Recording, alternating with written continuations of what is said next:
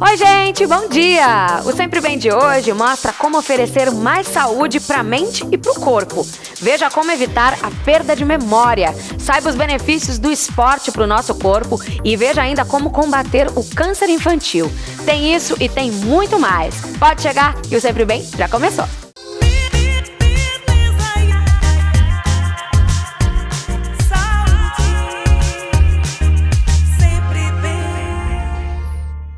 E o Sempre Bem de hoje começa falando... Ih, esqueci. O que é pra falar?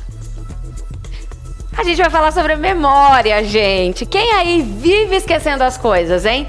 É justamente sobre isso que a gente vai falar com o neurologista Raul Feitosa. Tudo bom, doutor? Bom dia, Bruno. Tudo bem? Antes da gente começar, nós fomos às ruas para ver qual que é a lembrança, qual que é a memória mais antiga que as pessoas têm. Vamos ver? Legal. Minha memória mais antiga é a memória entre a minha família, que eu passava no interior, passava brincando com os meus primos, revendo alguns amigos. Com 7 anos de idade, 6, 7 anos de idade, quando aprendi a andar de bicicleta. De andar de bicicleta na rua, de correr. Então, realmente essa lembrança ficou na minha memória. Então, lembranças antigas. Quando a gente lembra de coisa antiga, significa que a gente tem boa memória?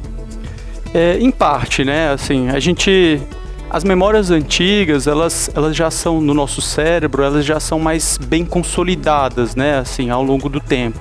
Geralmente, quando a gente fala de dificuldade de memória, assim, isso começa assim, a se apresentar com dificuldade de formar novas memórias. Então, as memórias mais recentes, né? Assim, existe uma memória de trabalho que a gente usa bastante no dia a dia, né? Assim, quando a gente está executando as tarefas, quando a gente tem que memorizar um número de telefone por um período curto para fazer uma ligação, a gente está pagando uma conta, a gente tem que manter a atenção. Chama um pouco de memória de trabalho, né? Memória operacional. A capacidade de formar novas memórias, né? Isso a gente chama mais de memória episódica, né? Assim, o que eu comi no café da manhã, os compromissos que eu tenho. Isso são tipos de memórias diferentes que são importantes, né? É interessante que aqui no vídeo eles falam de dois aspectos. Primeiro, assim, fica evidente assim, um aspecto emocional, né? Qual memória que eles guardam tem um aspecto afetivo ali também, né? E eles falam de um outro tipo de memória também, que é a memória de executar tarefas, né? Que é uma memória de procedimentos, andar de bicicleta e fazer uma atividade específica também é um outro tipo de memória. E elas ficam armazenadas em diferentes partes do cérebro? O cérebro, assim, ele se conecta como um todo, né? Ele é todo muito dinâmico, mas sim, existem áreas com mais especialização. Aqui essa área que a gente tem aqui no vídeo que está na imagem que está em evidência, é uma região do cérebro que é muito importante para a formação de novas memórias. O que está entrando de novo, né? Memórias mais antigas, elas já são mais bem consolidadas, elas já estão mais espalhadas no cérebro como um todo. Executar novas tarefas tem muito a ver com o nosso cerebelo também. E o lobo frontal, ele estaria muito associado a essa memória operacional, da que eu falei, assim, da memória mais curtinha para a gente fazer as tarefas do dia a dia. E é normal a gente esquecer as coisas, né? Imagina, né? Ao longo da vida isso vai também se agravando. Quando que vira um problema? Essa perda de memória, né, principalmente para fatos recentes, ela começa a se tornar muito consistente e principalmente quando ela começa a atrapalhar o dia a dia da pessoa, né? Então é hora de procurar um profissional para ter uma ajuda também. Sim. E existem alimentos, por exemplo, que fazem bem, que ajudam a manter a nossa memória, exercitar o nosso cérebro? Assim, a saúde como um todo, né, assim, o cérebro, ela entra nesse jogo também, né, assim, se a gente fala de alimentação, a gente fala de uma dieta rica em vegetais, né, assim, uma dieta pobre em gorduras, né, rica em proteínas, uma dieta bem variada, né, uma dieta saudável, né, de uma forma geral. E quais são as doenças que causam perda de memória? Tem bastante, né? Tem muita... A mais famosa é o Alzheimer. Quando a gente fala de idoso, né? Assim, a mais frequente, a mais prevalente na nossa população, assim, no mundo todo, é a doença de Alzheimer. Mas fora isso, quais são as outras? Olha, assim, tem coisas, inclusive é importante você falar disso, porque tem coisas que são eventualmente tratáveis, né? Assim, uma pessoa que, vamos supor, tá com uma tireoide que não funciona direito, né? Assim, ela pode se apresentar ao médico com uma queixa de memória, com uma dificuldade de concentração, entendeu? Existem outras doenças neurodegenerativas também dentro do espectro aí, doenças tipo a doença de Alzheimer, mas tem outras condições tratáveis, né? Às vezes uma vitamina que está baixa no organismo, ela também pode se apresentar como uma queixa de memória. Diabetes também, né? O diabetes, ele é um fator de risco a mais, né? Assim, quando ele não é bem compensado, para trazer agressões ao cérebro. Ele agride o coração, quando não é bem tratado, ele agride os rins e ele também agride um órgão como o cérebro. Então, um diabetes não bem tratado, ele pode se refletir numa memória ruim. E por que tem pessoas que têm facilidade para memorizar, para decorar as coisas e outras nem tanto?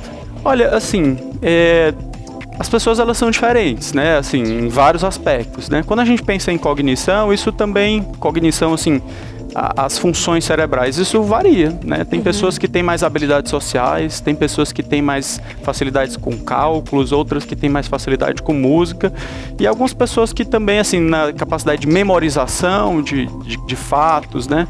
Elas têm uma capacidade maior. É lógico que também, assim, o treino, né? Assim, a pessoa que estuda bastante e tal, ela vai acabar tendo um desempenho melhor. E que tipo de treino que a gente pode fazer? Olha, mente ativa. Mente ativa em tudo que isso pode representar também, né? Assim, a pessoa ler bastante, aprender coisas novas é muito importante, né? Assim, você estimula áreas diferentes do cérebro. Então, nunca teve a oportunidade de aprender a tocar um instrumento. É legal, assim, novos estímulos. Novos estímulos, né? Aprender um idioma novo, fazer um novo curso. E olha, o pessoal que presta concurso tem que estudar muito, é muito conteúdo. Não adianta, tem que ter boa memória. E tem aí as pessoas que têm os seus truques, e a gente vai ver agora, doutor, um vídeo onde concurseiros aí vão contar como é que eles fazem para memorizar aí tanto conteúdo. Vamos ver? Legal. Oi, Bruna! Hoje eu tô numa sala de aula, ambiente que tem tudo a ver, com memória. E por isso nós convidamos o Bruno, que é professor, e também com a Jade, que é estudante de concurso, para entender como é possível memorizar tanta coisa, tanto conteúdo nessa cabecinha. Jade, me conta sobre o seu histórico. Você estuda todos os dias, faz cursinho, estuda quantas horas por dia, como é que é isso? Sim, eu estudo todos os dias e eu acabo estudando 7 horas por dia, mais ou menos. E como é que você faz para decorar tanta informação? Procurando ter sempre muita concentração, buscando refúgios como atividade física, momentos de lazer, para poder conseguir absorver bem e não enlouquecer. É muito conteúdo? Muito conteúdo. 20 matérias, mais ou menos. 20 matérias. Professor, como é que faz para dar conta de tudo isso? Isso é uma grande dificuldade dos concurseiros, conseguir memorizar todos os conteúdos que vão cair na prova. Então a gente fala para os alunos que o processo de repetição é como o cérebro entende que aquela informação é importante e que deve ficar guardada. Então nós sugerimos alguns métodos de revisão, resolução de questões, flashcards, resumos, mapas mentais. Tudo isso facilita tanto como o lado de deixar a revisão mais rápida, como internalizar aquele conteúdo na memória de longo prazo. Você falou aí de mapas mentais. Explica pra gente o que é isso. Os mapas mentais, eles pegam a ideia, é como se você sintetizasse a ideia daquele conteúdo. Então, o aluno ele monta uma esquematização do conteúdo. Por exemplo, os princípios expressos da administração. Aí ele tem lá, o pessoal usa também mnemônicos, como por exemplo, são 5 princípios. E a palavra LIMP, que é legalidade, impessoalidade, moralidade, publicidade e eficiência. Então esse mnemônico facilita muito com que eles memorizem isso. E também podem usar os mapas mentais, que dá uma visão geral do assunto e facilita também essa memorização, até pela memória visual, que ele lembra depois da imagem, onde é que estava aquela informação. Jade, são recursos que você costuma aderir para tentar memorizar melhor? Eu uso alguns, por exemplo, eu utilizo muito a questão dos resumos, né, do material de revisão. E isso, a minha memória visual, por exemplo, é incrível. Ela é como se eu visse o trecho da folha do meu resumo, como se fosse uma foto mesmo. E aparece por causa da repetição, de tanto ver, de tanto ler, de tanto abastecer. Professor, e na hora do esquecimento, o que fazer? Aí não tem jeito. É muito importante que quando o aluno percebe que está esquecendo alguns assuntos, que ele volte no material e revise aquilo, né? Então a gente tem justamente que revisar esses conteúdos que estão caindo no esquecimento para na hora da prova você conseguir acertar a questão. Tá fazendo tudo certinho, Jade? Espero que sim. Então, boa sorte aí no seu objetivo. Obrigada. Professor, muito obrigada. Obrigado, eu quem agradeço. Olha, essas dicas servem para todo mundo aí de casa, viu? Mas agora eu quero saber de você, Bruna. Como é que anda a sua memória, hein? Olha, Ladine, modéstia à parte, a minha memória sempre foi muito boa. Eu sempre tive facilidade para decorar as coisas. Mas agora, doutor, eu tô com quase 40 anos e eu tenho sentido também que a minha memória tá falhando, viu? Ao longo dos anos, né, assim, o idoso, né, assim, quando a gente vai ganhando mais idade, o nosso desempenho cognitivo, ele tende a declinar um pouco, né, assim, isso faz parte, dentro de um normal, assim. A gente tem que ficar atento, né, nas pessoas que estão ficando mais idosas, se isso está se tornando muito intenso, né, além do que é esperado para a idade. Sim, tá ótimo, doutor, muito obrigada, viu? Obrigado a vocês. E agora, ó, presta atenção que a gente tem um recado para você. Muito obrigada, doutor. Eu tenho certeza que a minha pele agora vai ficar muito mais saudável. Obrigada, viu? Tchau. Gente, eu acabei de usar o serviço de telemedicina que é oferecido pelas farmácias Pague Menos. Vocês já conhecem? Com ele, você tem acesso a consultas online com médicos de várias especialidades sem sair de casa. Mas se por alguma razão você não puder acessar o serviço de onde você estiver, saiba que o Clinic Pharma da Pague Menos disponibiliza equipamentos para você ter o seu atendimento de telemedicina. No Clinic Pharma, você também obtém o suporte necessário para realizar sua consulta médica virtual e tirar todas as suas dúvidas sobre esse serviço da Pague Menos. É isso mesmo, fazer a sua consulta online agora é fácil, rápido e prático. Basta você acessar o site da Pague Menos, fazer o seu cadastro e agendar os médicos que você preferir. O Clinic Pharma ainda oferece a privacidade e a comodidade que você precisa durante o seu atendimento online. Os farmacêuticos da Pague Menos também te auxiliam caso você deseje fazer a sua consulta pelo seu celular. Por meio desse benefício, você pode receber atestados, solicitações de exames ou prescrição médica no site, de forma digital. É muito bom, né? Não tem distância que separe o cuidado que a Pague Menos tem com você. Com a telemedicina, ela garante o seu atendimento médico onde você estiver ou no Clinic Pharma, com acesso a equipamentos, assistência e serviços de saúde. Pague Menos. Viva plenamente. Oi, gente, o Sempre Bem tá de volta e agora a gente vai falar de câncer infantil.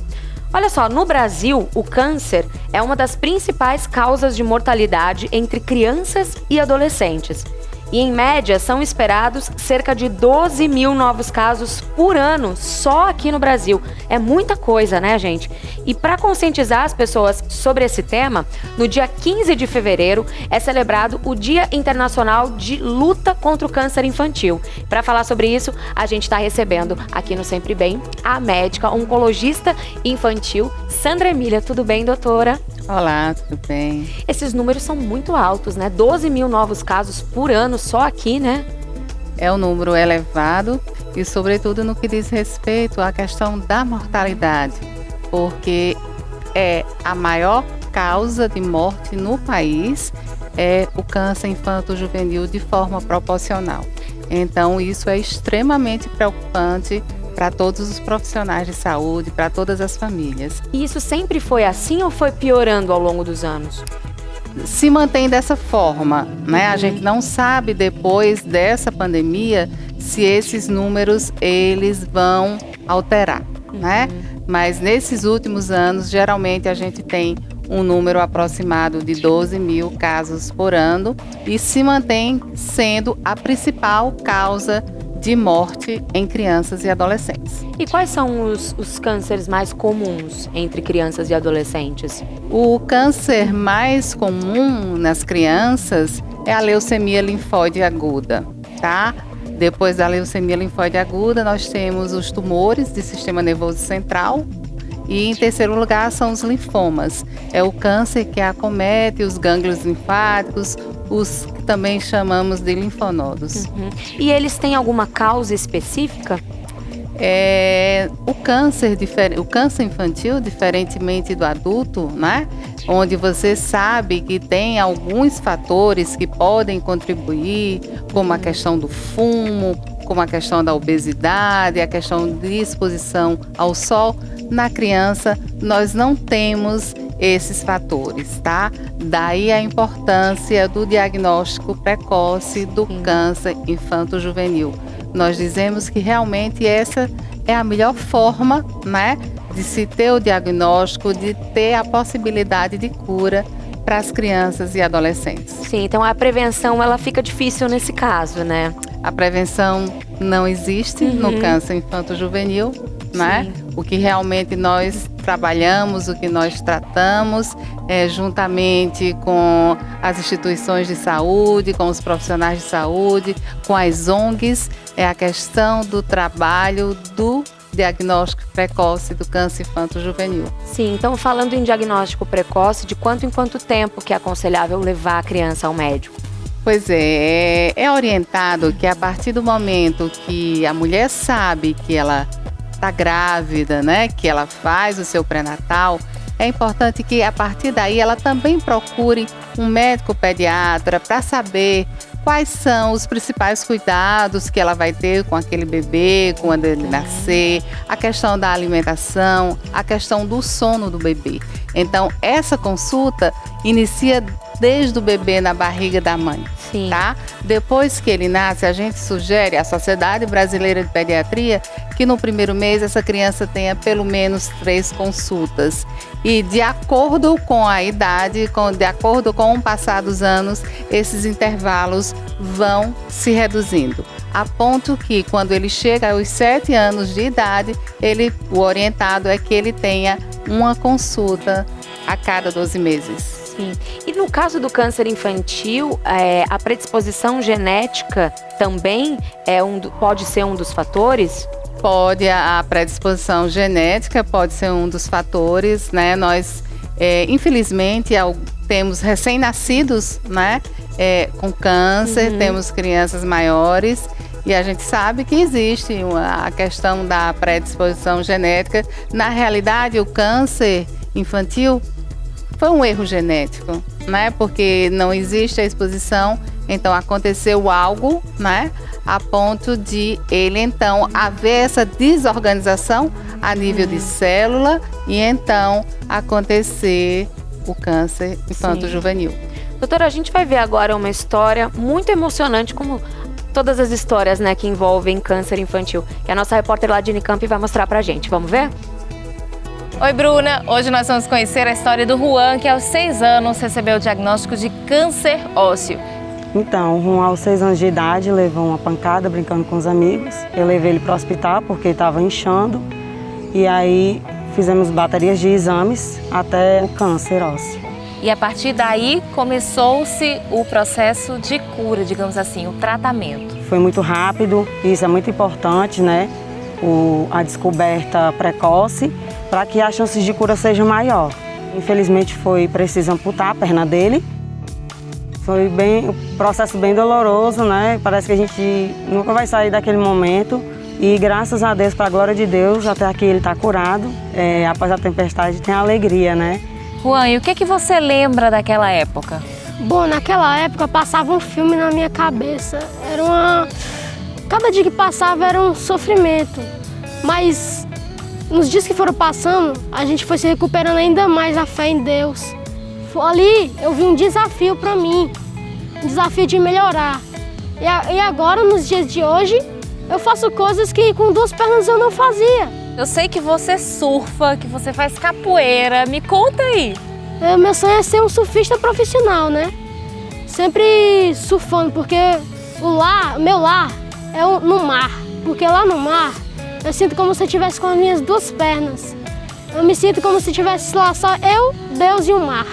Então não tem limitação nenhuma para você, né, Juan? Não tem nenhuma limitação, você pode fazer qualquer coisa. Se você perder uma perna, não desanime, porque você pode fazer tudo e muito mais do que você fazia só com as duas pernas. Perfeito. Muito obrigada, Jennifer. Obrigada, Juan. Você é um exemplo, viu? Bom, e agora nós vamos conhecer uma outra história de superação com a nossa repórter Cris Campos.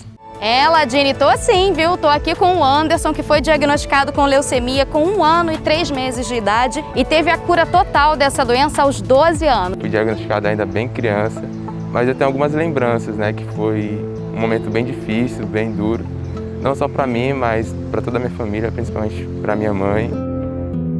Mas também teve, digamos que, partes boas, né? Teve também muita brincadeira, diversão. Eu lembro que iam toda semana um grupo, né, de palhaços, que eles iam para animar, entreter, né, as crianças, os familiares, brincar, se divertir e tirar todo esse peso do tratamento. E aí a gente realmente se sentia criança, né? A gente brincava, se divertia. Hoje ele é estudante de medicina e conta pro pessoal, seu maior sonho é salvar vidas, ajudar pessoas na mesma situação que você? Como sou ex-paciente e pretendo atuar nessa área da oncologia, né, tratando esses pacientes com câncer, eu quero poder levar essa esperança para eles, poder ser, digamos, o porto seguro, assim como os meus médicos foram para mim, né? Qual o recado que você deixa para os pais, para as crianças, para os familiares que estão passando por essa situação hoje? É importante você ter sempre a cabeça erguida, seguir em frente, confiar em Deus, seguir tudo certinho, toda a rotina de tratamento, de quimioterapia, que realmente tem cura, só fazer tudo certinho. Dá certo. Dá certo. Agora vamos transformar essa emoção em orgulho? Vamos. Vamos, nem mais orgulho. Mãe, vem pra cá, por favor. Olha aí, o que ela tá trazendo? Isso é importante isso pra você? Bastante. Mãe, vou pedir pra você entregar pra ele.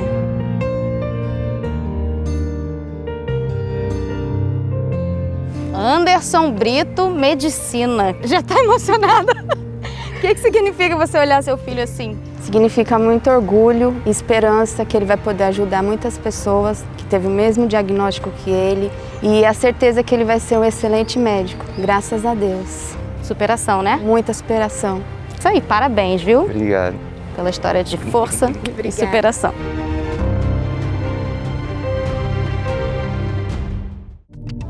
É isso aí, parabéns pro doutor Anderson, muito bom. Doutora, a gente escuta dizer que quando uma criança está doente, quando uma pessoa na família está doente, toda a família acaba adoecendo junto, né? No caso do câncer infantil, eu imagino que isso deva ser muito pior. Como é que fica a questão do acolhimento dos pais nesse momento? O acolhimento dos pais é algo extremamente importante, porque a criança vai necessitar do acompanhamento quase que diário do pai, da mãe ou de um familiar, né? Então, assim, nós trabalhamos com uma equipe multidisciplinar para dar apoio a essas famílias, a esses pais que muitas vezes não têm condições de realizar o seu tratamento na cidade de origem, procuram então a cidade, a capital, né? E assim, eles deixam toda a sua história para trás. E isso implica em deixar trabalho e deixar seus outros filhos. Então, daí o apoio emocional é extremamente importante a essa família. Muito obrigada, doutora. Obrigada a vocês. E agora tá na hora do Fica a Dica. Roda aí.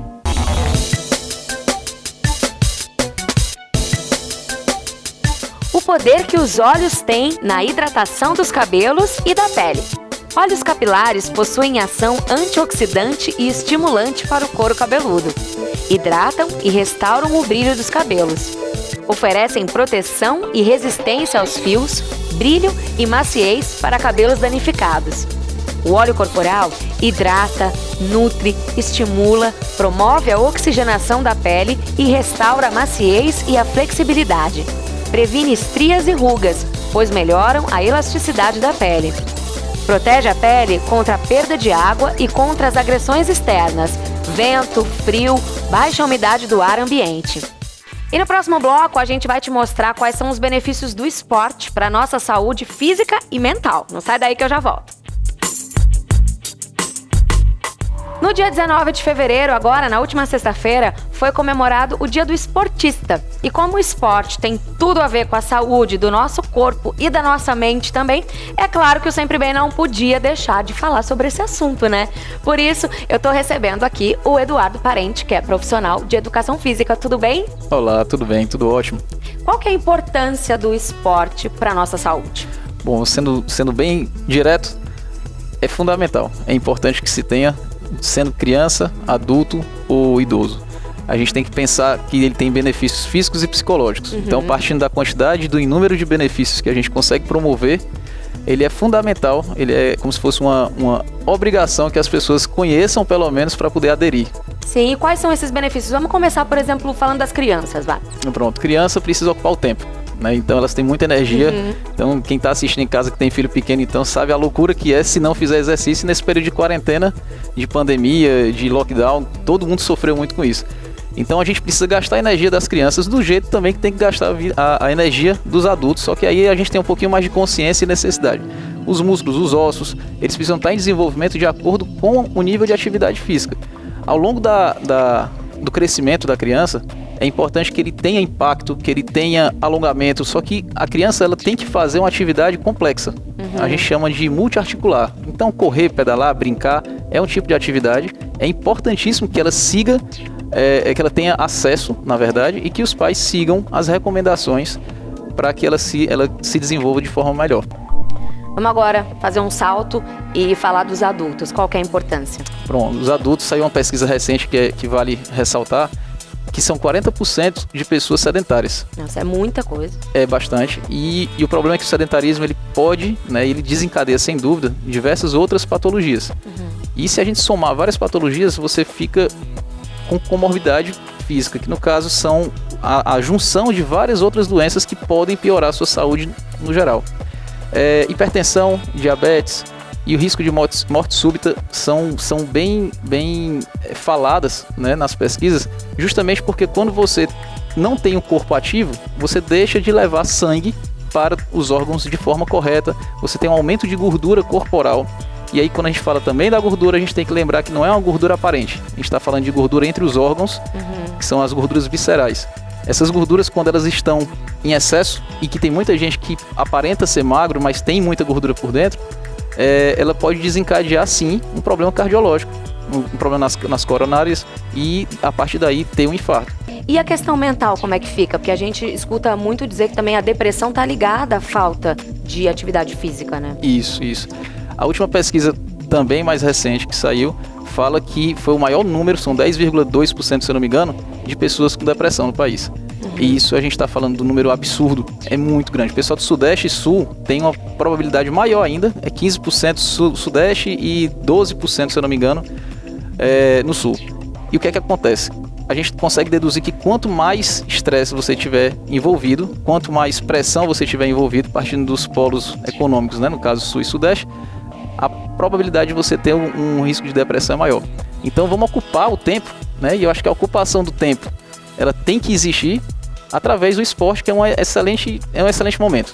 É 1 horinha por dia e o resto do seu dia todinho você fica bem melhor. E a gente escuta falar que praticar atividade física oxigena o cérebro, né? Então aí tá tudo ligado. Oxigena, e tem diversos hormônios também que ajudam nisso. A tal da endorfina, que todo mundo fala, eu tô endorfinado, eu preciso de endorfina.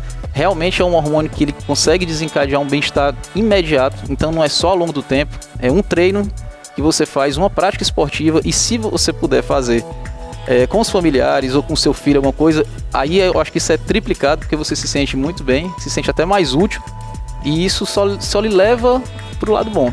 Apesar da depressão, falando um pouco da saúde mental ainda, a depressão, existem questões genéticas e a gente não pode deixar de falar disso. Entretanto, o esporte, ele é imediatamente recomendado por todos os psicólogos, todos os psiquiatras, todos os médicos, qualquer pessoa da área da saúde que você for conversar, ele vai recomendar esporte, atividade física, exercício físico para uma pessoa que tá com algum tipo de distúrbio. Sim. Interessante. Olha, Eduardo, quem quer participar um pouquinho aqui da nossa conversa é a nossa repórter Cris Campos. Vamos falar com ela. Oi, Cris. Bruna, eu quero participar também trazendo, olha, informações sobre a importância da prática de atividade física na terceira idade. Eu tô aqui com a Karine, que é profissional de educação física e vai explicar direitinho pra gente. Bom dia, Karine, tudo bem? Bom dia. Oi, seu Luciano.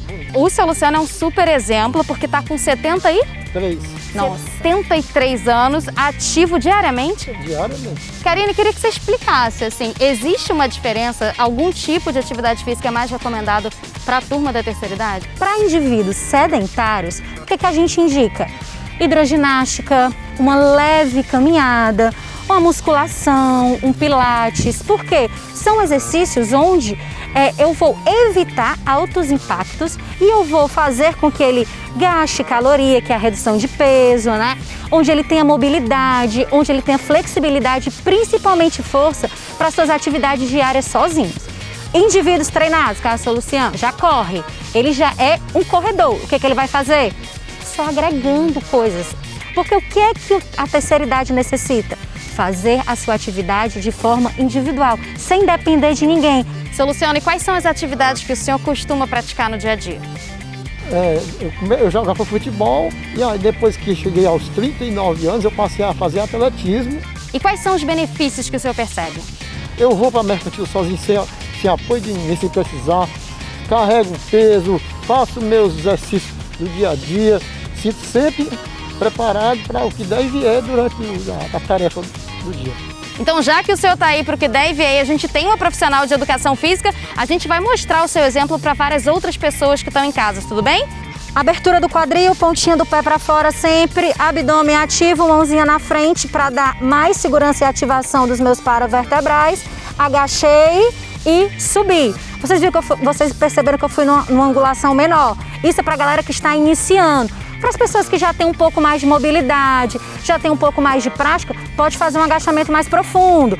Fui até lá embaixo e retorno. Apenas ativando o abdômen, isso, joelho sempre para fora.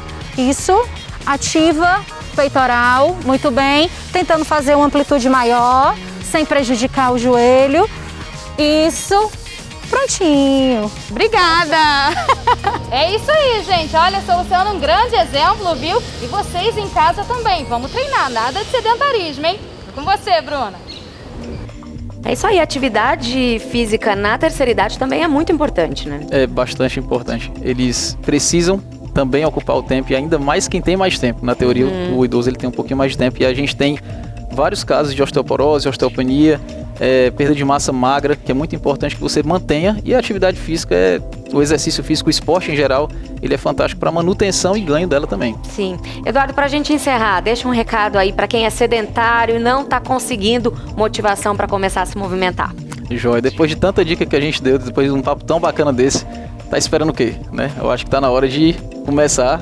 E vamos lá, levanta, aceita aquele convite do amigo, que já faz exercício físico e começa. E não é possível que não exista uma atividade física que a pessoa não vá se identificar, independente de questões financeiras, independente de limitações físicas, a gente sempre consegue encontrar alguma coisa que você consegue fazer e ganhar os benefícios do exercício físico. Tá ótimo, muito obrigada, viu? Nada, disponha. E agora tá na hora do Saúde Express. Roda aí.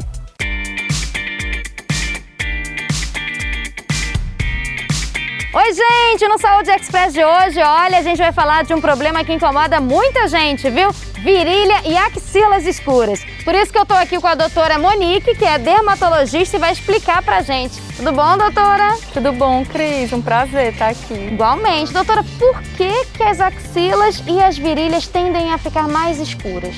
Tudo que pode causar inflamação pode ser responsável por escurecer essas áreas. Porque o fato delas ficarem escuras é uma resposta a uma inflamação, seja por atrito, por exemplo, roupas muito apertadas, seja após uma alergia ou até mesmo uma queimadura por um desodorante ou um produto químico mais forte. Então, tudo que irrita pode causar um escurecimento dessa área. Depilação também tem a ver? Sim, com certeza, porque a depilação também causa um atrito, também pode causar queimadura, causa uma irritação e uma inflamação mesmo que transitória dessas áreas. Então, tudo isso pode sim ser responsável pelo escurecimento. Mas existem aí vários ativos no mercado que são clareadores, né? Sim, existem alguns ácidos, desde os mais fracos, como o ácido azelaico, o ácido cólico, que podem ser usados para clarear essas regiões, como também ácidos mais potentes, e que a gente não recomenda que seja utilizado sem uma orientação médica, como a hidroquinona e até mesmo uma associação desses ácidos. Como que a gente pode fazer para evitar que a virilha e as axilas fiquem escuras? Por exemplo, vamos usar roupas íntimas mais leves, que não tenham elásticos tão apertados, inclusive parte assim, superior também, evitar que seja aquela roupa que fique mais apertadinha na região da axila, roupinhas mais leves, evitar depilações com lâmina ou mesmo mais abrasivas e com uma frequência muito grande, tipo sempre perto uma das outras. Vamos espaçar mais a depilação, evitar usar substâncias abrasivas que irritem essa região.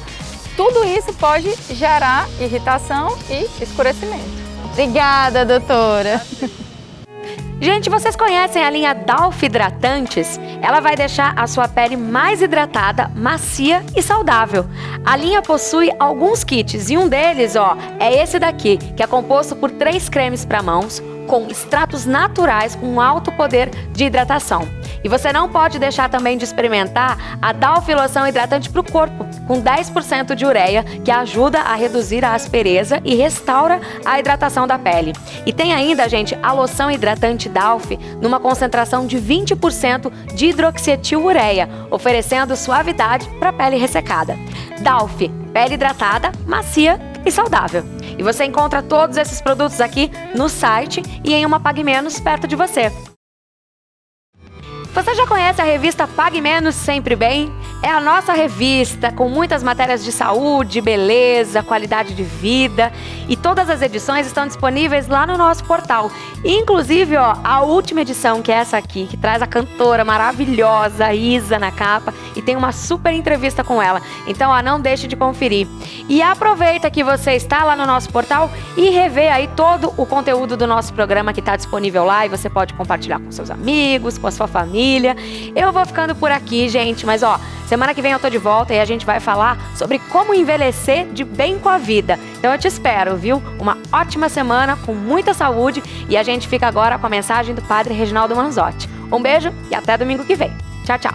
A corrida de sapinhos. Era uma vez uma corrida de sapinhos. O objetivo era atingir o alto de uma grande torre. Havia no local uma multidão assistindo e muita gente para vibrar e torcer por eles. E começa a competição. Mas, como a multidão não acreditava que os sapinhos pudessem alcançar o alto daquela torre, o que mais se ouvia era: que pena! Esses sapinhos não vão conseguir. E assim foi. Os sapinhos começaram a desistir, mas havia um que persistia e continuava a subir em busca do topo, enquanto a multidão continuava gritando: que pena, voltem, vocês não vão conseguir. E os sapinhos estavam mesmo desistindo, um por um, menos aquele sapinho que continuava tranquilo, embora cada vez mais ofegante. Já quase terminando a competição, todos desistiram, menos ele. E a curiosidade tomou conta de todos, pois queriam saber o que tinha acontecido. E assim, quando foram perguntar ao sapinho como ele havia conseguido concluir a prova, fizeram uma grande descoberta. Ele era surdo. Entendeu? Consegue colocar essa pequena história no seu dia a dia? A moral desse texto é que existem muitas pessoas com péssimo hábito de serem negativas e, com seu pessimismo, derrubam as mais sábias esperanças de nosso coração. Portanto, lembre-se, há poder em nossas palavras e em tudo o que pensamos. Então, procure sempre ser positivo. Faça como esse pequeno sapinho. Seja surdo. Quando alguém lhe disser que você não pode realizar seus sonhos, acredite em você. Tenha perseverança. Não desista e exercite a fé. Não tenha medo de caminhar, pois a felicidade e o prazer pela vida caminham juntos. E a verdadeira força de vontade mora dentro de você.